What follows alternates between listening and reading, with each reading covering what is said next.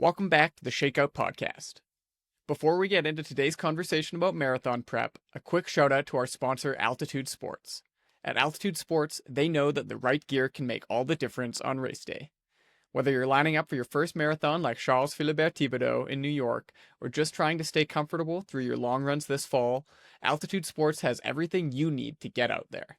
From shoes by New Balance, Hoka, Saucony, On, Solomon, Asics, Brooks, Ultra, Normal, and Adidas, to gear and apparel from District Vision, Satisfy, The North Face, Koros, Garmin, Ciel, and more, they've got you covered head to toe.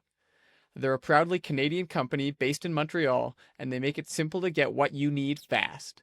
Next day delivery anywhere in Canada, even the same day if you're in Montreal.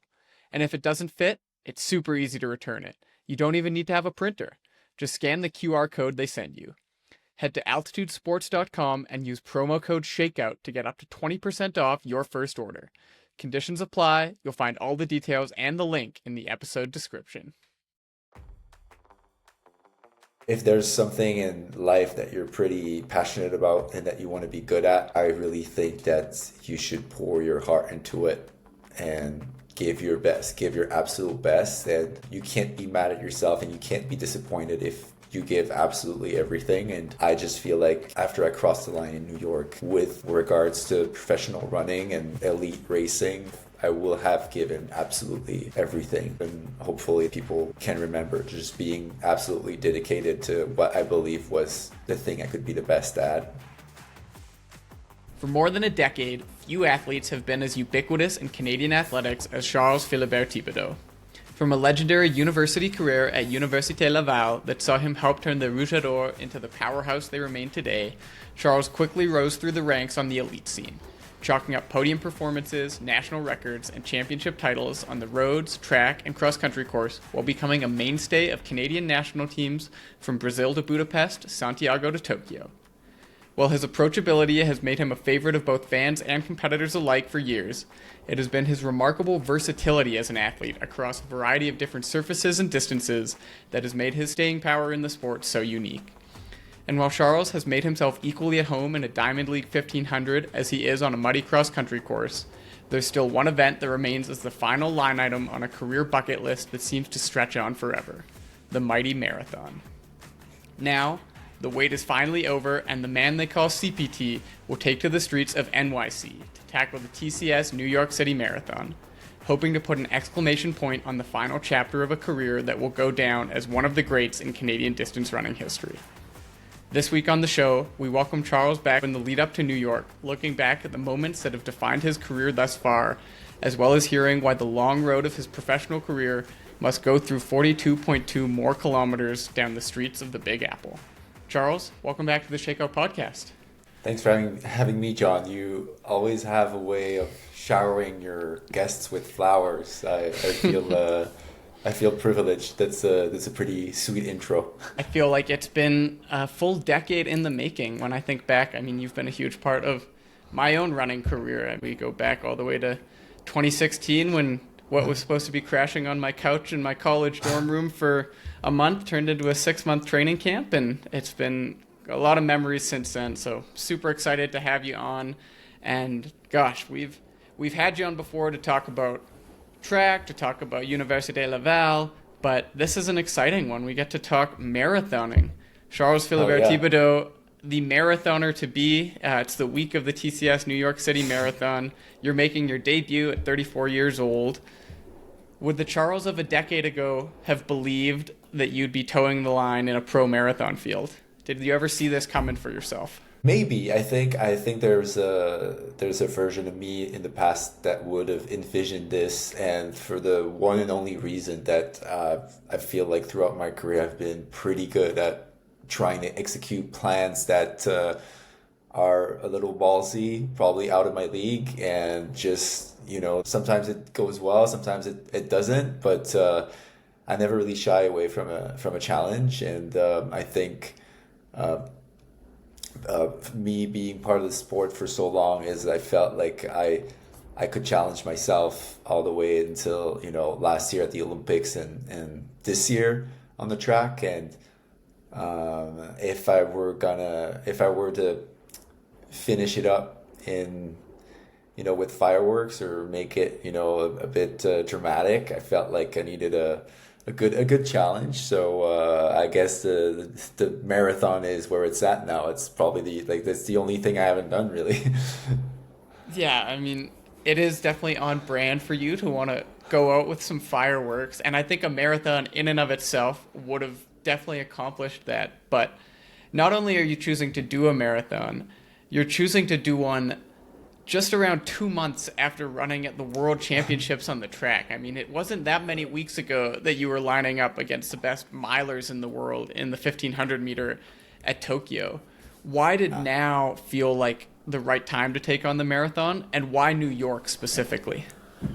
Like I said, I'm good at not having the greatest plans, the more ballsy ones, and we'll see if it blows up in my face once race time. But no, I think even if running New York meant that I had less preparation than doing Valencia or Phoenix or even Houston in January, I kind of feel like mentally and physically I'm at a place where every week that I add of training to my career feels it feels tough, and I've been able to hang on to this marathon training block just because I was very I was very motivated with the idea of trying to run a marathon as well as I could, but I'm very, very much ready for retirement. Like I just think I need to give my body and my mind a break. So that's why, New York, that's a little bit earlier than the other marathons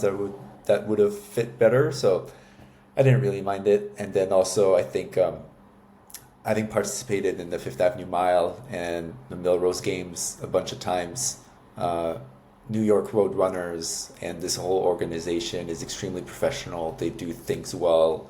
And I knew that if they were to accept me in the elite field in the marathon, it was going to be the experience of a lifetime. So that definitely had some weight to the decision.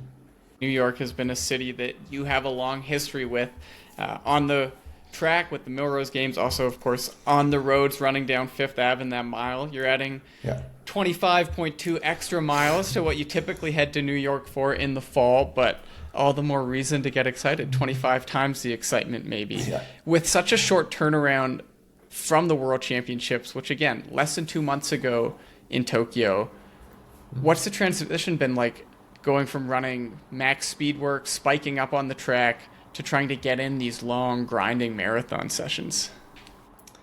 To be honest, the first 2 weeks, it was kind of hard to get accustomed to running so much, both just overall volume and in training. But I think that thankfully, we had a strength approach to training in the last few years, and I've been running a lot of miles regardless, even if it wasn't specific to the marathon. So I do think that this volume accumulated in the last few years carried pretty well. And it's been surprising how the body adapted quickly to the longer distances, to the extent that there's good money to be made in the marathon, and then I train for 2 or 3 weeks and my body responds fairly well to the longer distances, and I'm like, oh, maybe I should have done this earlier. Maybe I should have given it a shot earlier. But that block probably had 4 weeks of really intense marathon training, which is, it's really, really, really not ideal. But I think by those standards, it went pretty well. And it's funny because when you start training for the marathon, you just go out and you run. And it's the mindset you got to have. When you're on the track, you're used to counting down the laps, and you're always counting down the moment where you're going to finish and kick. And heading out for those 40K runs, it's just you head out the door and it's like, today I'm running indefinitely. I have a plan. I gotta respect some paces and hit these times throughout a run, but that run could be all day. That was the mindset that I had, and it's really interesting how you have to switch your mindset to be able to zone out and run for over 2 hours comfortably. Have the realities of marathon training been different at all from what you expected it to be like? Obviously, you hear marathon training, you expect grinding long runs, but how has it been when you're actually out there for those indefinitely long runs? Have you found it difficult to stay focused, stay motivated, or is it coming pretty naturally? It's definitely a mental grind because sometimes you're in those runs and you just don't feel good. Like when you're in the middle of the block and your legs are tired, you're out for 40K, and by kilometer number 12 or 13 or 14, your legs are already hurting pretty bad, and you know that from there you're only supposed to like speed up, and like that's daunting, and it's a fight with the mind. And interestingly, it's a fight with the body. But the way I've experienced it, at least, is the first few workouts that I did, I just really didn't pay attention to nutrition. And then, I asked my coach, okay, we got to be more serious about this. Like, what am I supposed to consume during the marathon? And we basically figured out that it was like one gel before the race and one every 5K, more or less. And then started trying to practice that during the runs. And, instead of like hurting and then bonking and having to fight for my life, when you fuel well, you're just hurting, but you don't bonk. So that was a very interesting realization that I had. It's just like, oh, wow, like I basically just have to like eat a lot of gels, like a lot of those Morton gels, and my legs hurt, but I can keep going. And I guess that's what we started practicing after a little bit. And to some extent, I want to say it went pretty well because I adapted pretty well to like sustaining decently fast paces under a lot of like muscular pain. I've been able to fuel well. So, like at this point, I'm not sure in the 6 weeks that I had between Worlds and New York, what else I was supposed to do. Nailing that nutrition piece is something that I think a lot of marathoners have struggled with. It's funny you mentioned that you've cracked the code on fueling so that you can essentially just suffer for longer. You're getting enough food in so that you can just keep on hurting for longer. And I think a lot of our listeners, myself included, think like, oh, wow, that sounds like he's just found a way to make himself hurt even more. But it is an incredibly crucial part of getting ready for the marathon, is just learning to endure that suffering.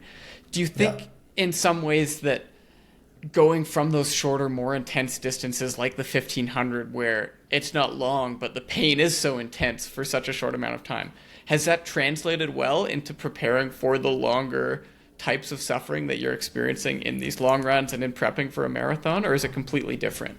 I think it's completely different. And I think, to be very honest with you, like the reason why I think the transition has gone well is just because I'm kind of crazy and I get motivated with new challenges. And I don't think 98% of the milers would be able to handle such a transition. Like mentally, you have to be really dialed in, and you have to really change your way of the way you focus during the runs, the way you manage your inner thoughts during a run, and the hurt is so different. I think I was just able to do transition because I was like, okay, well, I got 6 weeks. I just got to do it. I got to find a way to make it work. And so it happens. But I don't think anyone that has a 1500 meter background that's not genuinely interested in running a good marathon is going to do really well. Us longer distance guys often joke that people they race up until the distance at which their talent runs out. And so every guy who wishes he was a 400 runner but isn't quite quick enough chooses the 800. Every guy who wishes he was an 800 runner but isn't quite quick enough chooses the mile. And I think most milers, once they've found that event, it's like, it's sexy, it's under 4 minutes, there's no reason to go any longer. And the idea of cranking out 180 kilometer weeks like you've been doing the last month and a bit getting ready for this is just so far beyond the realm of anything they'd ever dream of doing, because they have nothing to prove. And yet, like you mentioned, you're always looking for that new challenge. And despite what you've accomplished on the track, you've always wanted to compete on different surfaces at different distances. I mean, even earlier this year, you set a new Canadian 10K road record before going on to a full track season focusing on the 1500. How do you think that versatility has helped in terms of keeping you in the sport for so long? Do you think that that's been one of your strengths, is keeping things novel and always looking for that different challenge year to year and even within a year? Yeah, it definitely helped in the sense that I think it made running more enjoyable. And, it makes you go through the motions of seasons with always some short-term goals, which makes things interesting. And I know that my coach, Felix Antoine, his philosophy is very much that if you're aiming to be a good 1,500 meter runner, it means you got to be, like, if you want to be world class there, you got to be world class at the 800 and world class at the 5K, like you got to be very complete. And so with his approach, it just kind of made sense to compete on all sorts of distances and all sorts of surfaces. But that said, looking back at my career, I do feel like sometimes we tried to bite or chew more than like we could really sustain. So I think there are definitely maybe like some cross country races or some indoor races that we should have scratched in to make the year more consolidated and be more ready for the summer. But like at the end of the day, it was just fun to be able to compete over everything. So I don't really regret it. Yeah, it's been a defining part of your career, is competing over everything, every distance, every national team that there was to make, you've made it. Every record there was to chase, you've chased it. And the marathon is kind of that last thing that's looming up in front of you now, and you're just days away from finally adding that. Are there any nerves that are starting to creep in as you're now into race week and realizing, oh man, it's only a couple of days until I actually am towing the line in New York? Yeah, I want to say it's been a very long time since I've been this scared for a race. I don't think I've actually been this scared for a race ever in my life. I think even if I go out at a medium risky pace, like not a risky pace, but not also, like too slow. Like even if it's just medium or like what we consider medium risk effort, I just think that like so many things can happen during a marathon. And obviously a lot of like, all we hear about is people saying, you gotta respect the distance, and with like that's the number one thing I haven't done. Like I haven't respected the distance. I trained for 4 weeks and I'm just going out there hoping to run like a good time. Like it's the number one rule. I'm not doing it, so I'm incredibly scared. And the other day I came across a video of just a flyover of the course in like 4 minutes, seeing like where it goes, like through all the streets and like the bridges and all that stuff, and like you can really see the incline and the hills you have to go through. And I was just looking at it and I started sweating. I'm genuinely scared. And probably last time I like think something felt like that was looking at like footage of the Olympics, or if I look at footage of the Olympics last summer where I'm running in front of 80,000 people. I look at that, I'm like, that was so scary. Like that was insanely scary. And I think the marathon is even scarier, to be honest. Yeah, 80,000 people, and 50,000 of those people are out on the course breathing down your neck behind you. New York is unlike anything else in terms of the crowd support, 5 deep on either side of the course of screaming fans, everyone trying to outdo one another as you make your way through those 5 boroughs. You talk about the track, and you talk about those Olympic Games in Paris last year, 8 years after your first Olympic Games in Rio, and there were ups and downs in the middle there. You've had more than your fair share of injury struggles, and yet you kept at it. You made your way back to the Olympic semifinal level, just like you'd done in Rio in 2016. And coming off of what was a phenomenal year last year, you ran 3:33, narrowly missed out on the Olympic final. You made the decision to make this your last year of competing on the track. Was that decision one that you've been thinking about for a long time? Is it one that came up fairly organically in recent months, or has it always been the plan to finish this portion of your career, the track portion of your career, in 2025? I think it was fairly set in stone, even like pretty early in my career, knowing, when I switched to pro running in 2015, and I was getting ready for Rio, and I was just looking at things, like it would make sense for me to take a good shot at 3 Olympic cycles, including 2016. So that would put me 2024, 33 years old. And then, obviously it wasn't in the position where I was making six figures every year, like a killing out of running. So it also meant that after 2024, another year of competing, which makes sense because you get another world championships and a year where you explore what you want to do, other in life, like for your next step, for what I wanted to do for my career after. And I've even 10 years ago, I didn't know about if physically I was going to be, done by then, or if I like, even if I would feel like I could keep going. I do think I'm at an age and I've had the experiences where it's time for me to just move on. And I think that life has a lot more to offer than just competing, even though these will be crazy memories and like a big part of my life. I do think life has a lot of other things. And for me to be able to move through life, it was important for me to seek out an exit after Paris. So like for me, 2025 was always going to be that exit year, and I was going to be on the lookout for what my career and my life would take me beyond those years.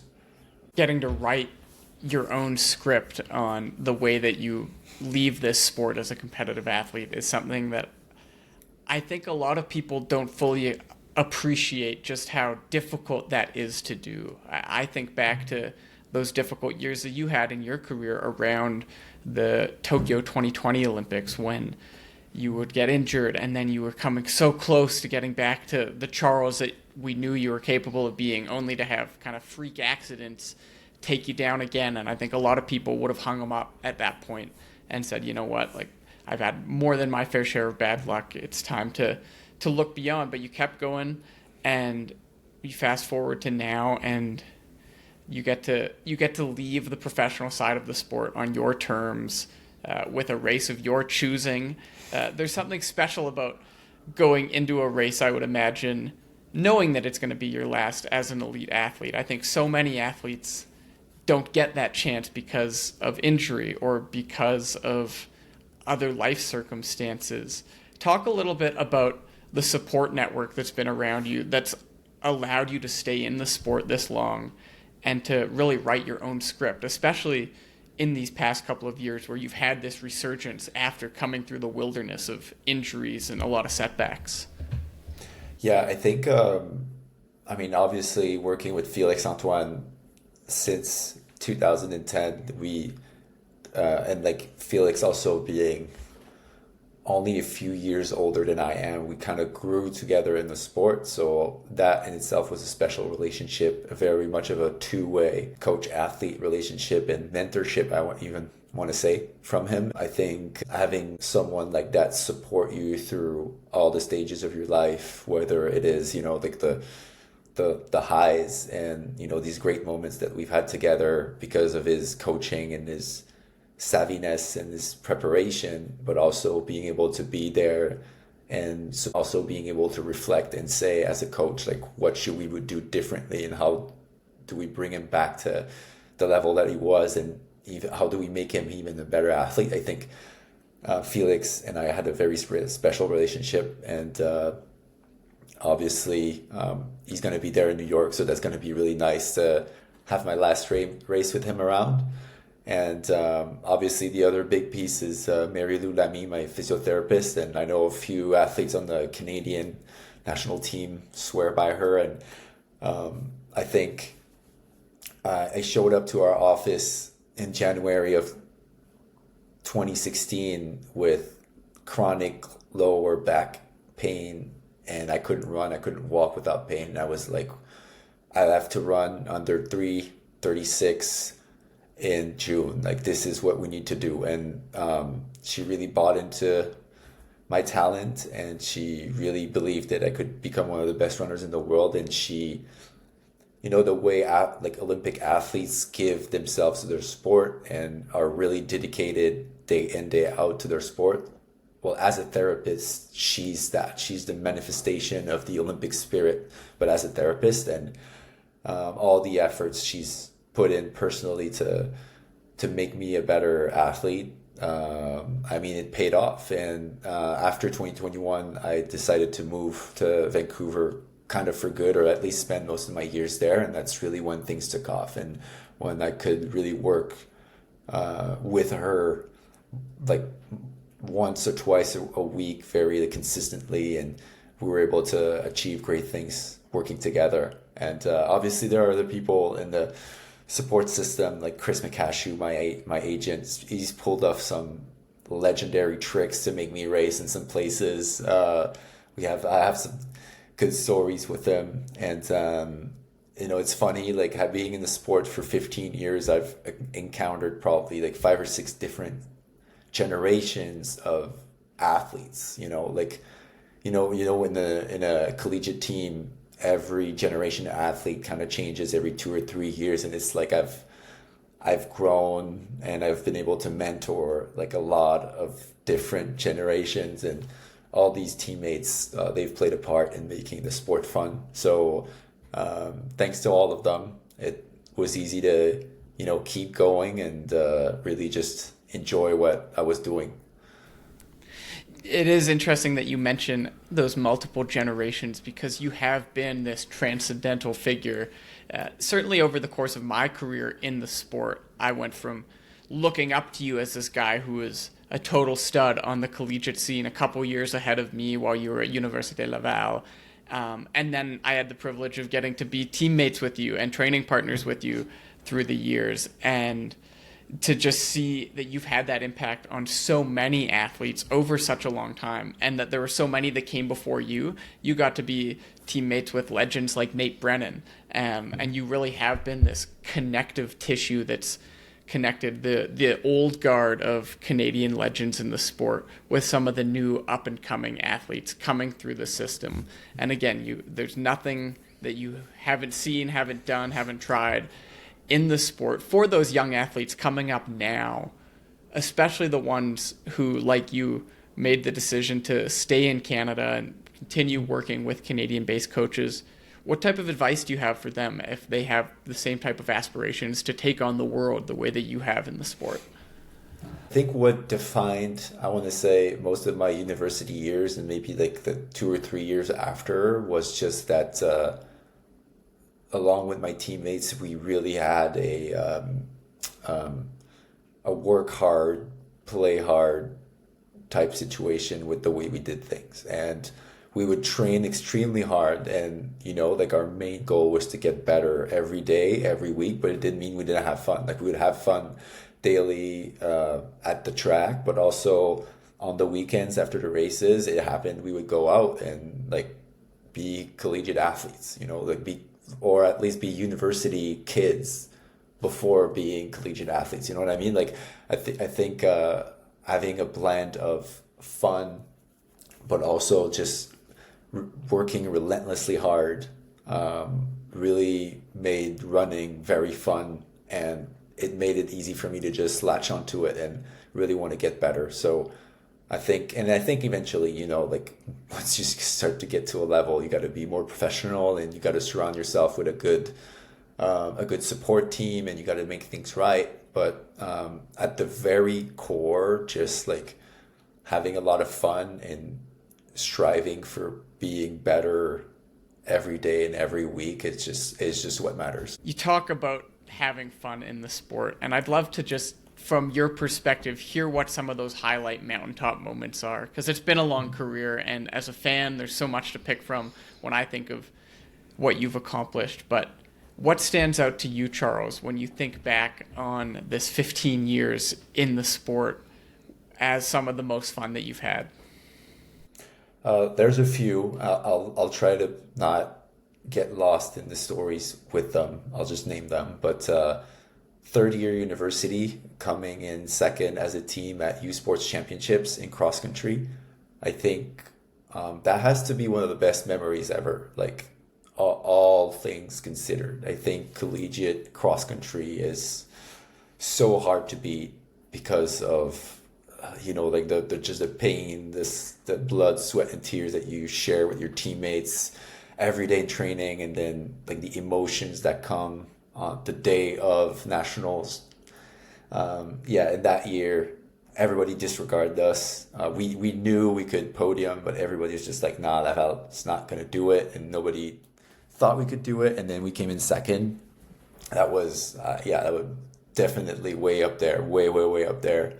I think after that we'd have to go to 2015, running 334 for the first time in Monaco.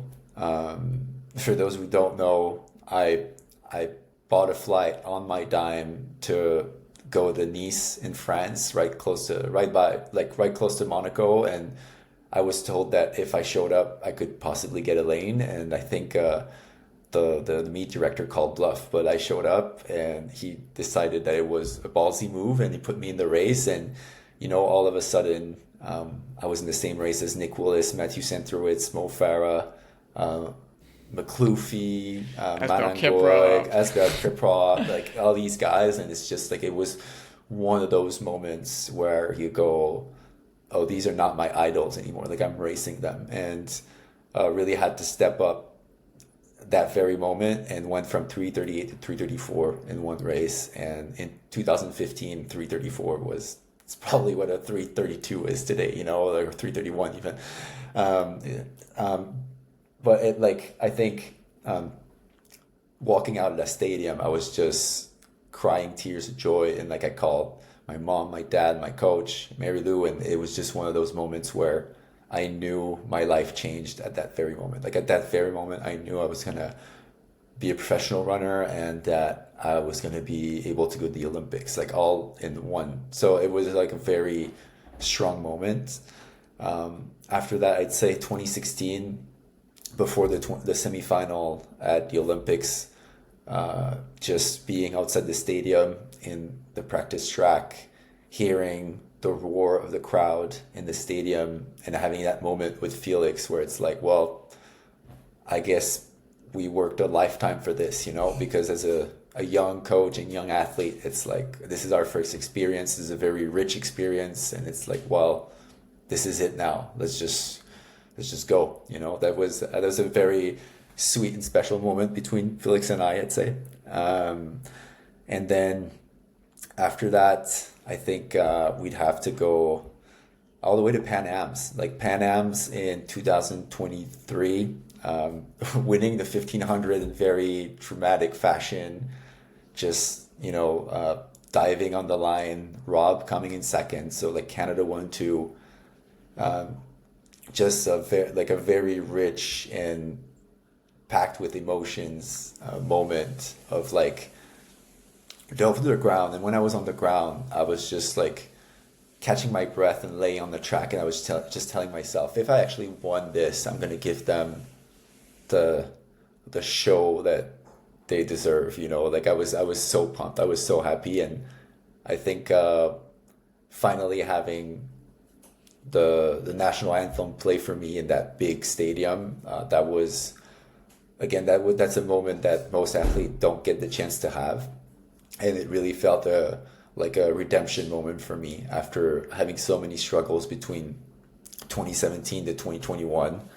Hearing the national anthem, having a thought about my coach, my physio, my family, and just being like, I did it. That was a big moment. And then I think in terms of overall racing experience, nothing's going to beat Paris. Racing 3 days in a row, 3 rounds, all within 3 days, and it felt like a Groundhog Day, but a Groundhog Day of the most intense day you're ever gonna have.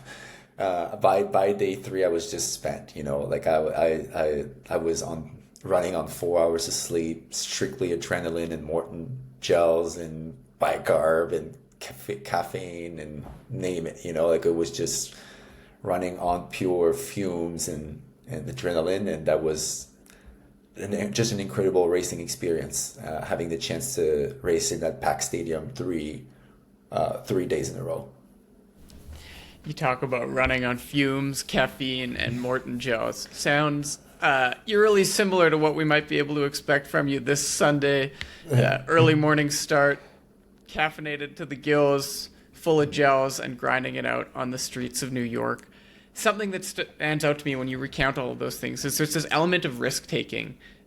Diving for the line in a sit-and-kick race against Robert Heppenstall in Santiago at those Pan Am Games. Flying your way to Nice with kind of a half-baked promise that if you show up, you might get a spot on the most coveted 1,500-meter starting line in the sport. Big risks have always been a huge part of your career, Charles. What type of risks are you planning to take and willing to take this weekend in New York? I think one of the reasons why I said it's like earlier that it's so scary is just that training went well, but I also have absolutely no idea what that training is supposed to mean. I don't know if. I mean, I know all out I'm not gonna run 220. So like, let's say okay, I can run faster than 220, but like, how close can I get to 210? And it's like part of me thinks I could get pretty close, but. I'm also not respecting the distance because I've only really trained for 4 weeks. So it's really tough to gauge. And I think it just so happens that the Quebec record is 2:14, and I think Felix thinks, and I think that it is a medium risk to take to go at 2:14 pace, and I think. I really have to run it like a scared 1,500 guy that's running a cross-country race. Like I think if I have any chances of running well, I have to negative split. But that's the thing. I don't even know if 2:14 pace is something that I'm gonna negative split at all. Like we're purely doing that because it's a Quebec record and we kind of feel like it's achievable, but. I have no idea, man. Like, I think there's, like, I might get to 30K and completely blow up, or I might get to 30K and run a 30-minute 10K. Like, I wish the latter is what happens, but, like, honestly, I'm extremely scared, and I just really don't know what to expect at this point. I love that you say medium risk. Medium risk makes it sound a little bit less scary, especially for someone who's used to taking the high risk nuclear option whenever it's available. There are hopefully a couple of things that you do know for sure going into this. It sounds like you've already dialed in your nutrition. In terms of gear for race day, what's going to be on your feet? What are you reaching for, hopefully, to make your trip through New York a little bit easier? Yeah, I mean, it's going to be the New Balance SC Elite. It's a great shoe. I mean, I read the 10K record in Ottawa with those shoes back in May, and I remember first 3K just running right with Cam Levins, and we came through like 8:15 for 3K, and I was just like, is this downhill gonna end? And it wasn't the downhill, it was just the shoe working for me. So I'm kind of hoping, like New York is pretty hilly, so I'm hoping that they give me a bit of an edge on some of the hills. And like, I think being formerly a 1,500 guy, like muscularly going down hills, and if I have the right shoes for it, I think I can recover a decent amount maybe in the first half the race until it starts really hurting. Yeah, it's going to be those shoes and like shorts and singlet, and it's pretty simple. There's not much else going on. Has there been an element now that you know that you're done with the track and you've been focused on the roads? Have you been enjoying the road training, or is there part of you that's missing that track? Are you missing spiking up? Are you maybe going to throw the spikes on one last time this week and rip some 200s or anything to get ready for this race just to prove to yourself you still got it? Or are you completely wiping the slate clean? Or are you a full road guy now? No, a full road guy. I think it didn't, like, with how compressed the buildup has been, it didn't make sense to throw in some track work in there. I mean, if it were a 15-week buildup like most sane people do, then I think it makes sense to spike up every once in a while. But now we just had to really focus on very specific marathon training, I think, for me to get the best chance at surviving the race. And I want to say, though, that I've definitely felt, like, even if I was really sharp 6 weeks ago, I've definitely felt that sharpness go away. And I don't know if it's just the heaviness of the legs with the volume, or just the fact that training is so geared towards running slow by, like, my standards. But I don't feel that I have as much pop in my legs as I did a few months back. And I do think that in terms of flow, feeling of flow, being able to spike up, and when you're in a good 1500 meter shape, you can go out on the track and smoothly run some 53s or 54s. Like, that was probably one of the best feelings I could experience. Like, I've experienced as a 1500 guy, just being like really fit and running those like fast quarters, and that's definitely gone. That's long gone, and like on the verge of retirement. It's not about to come back, sadly. You'll always have that memory to look back on, is knowing that at some point in your career you were able to knock out back-to-back 53-second 400s off short rest and feel good doing it. I don't even have to look back that far. In my memory of watching you train, you were ripping some pretty sexy sessions just this past summer in Vancouver, so they're not that far removed. You talk about looking back and about remembering some of those highlights. We've already recounted some of the performance highlights. More generally speaking, when you cross the finish line in New York this weekend and put a bow on your professional running career, what do you hope that other people remember in the career of Charles Philibert-Thiboutot? Just that, like, I've given everything. Like, if there's something in life that you're pretty passionate about and that you want to be good at, I really think that you should pour your heart into it and give your best, give your absolute best. And you can't be mad at yourself, and you can't be disappointed if you give absolutely everything. And I just feel like after I crossed the line in New York with regards to professional running and elite racing, I will have given absolutely everything. And that's probably like one of the things I'll be the most proud of, and hopefully that people can remember, just being absolutely dedicated to what I believe was the thing I could be the best at. And that just goes outside of the obvious of, all the people that you meet, all the friends you make, the teammates, and this network of people you meet around the world when you travel so much like I did. Like, obviously, these are all things that in my running career, I hope, like, I will remember, but I hope people remember me as like a good person, or like a good runner, or a good competitor, throughout all those experiences. But like on the more personal level, like I just feel like I've given absolutely everything to running, and that's something I can be proud of as I walk away, hopefully after crossing the line. Like, it's not done yet, like something could happen. I don't want to jinx myself, but the moment I finish the race, hopefully I can feel proud of like just pouring my heart into the sport. Run, walk, or crawl across the line. I know for a fact that we will all be very proud of the career that you've written for yourself, one way or another.